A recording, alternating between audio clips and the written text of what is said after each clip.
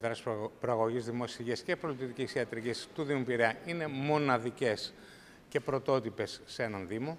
Ο κόσμος τις έχει αγκαλιάσει υπερβολικά.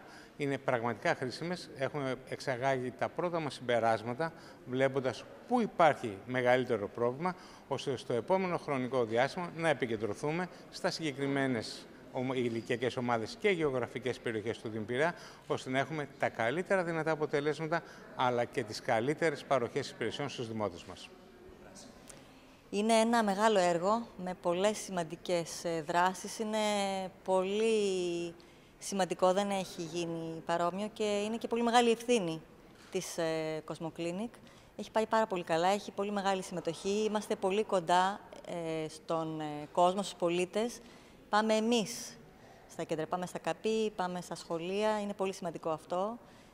Μας έχουν υποδεχτεί με χαρά. Έχουμε βγάλει πολύ σημαντικά συμπεράσματα, τα οποία θα τα χρησιμοποιήσει ο Δήμος και θα βγάλει τα στατιστικά του για να αναλάβει περαιτέρω δράσεις. Και προχωράμε πολύ καλά και ελπίζουμε να συνεχιστεί.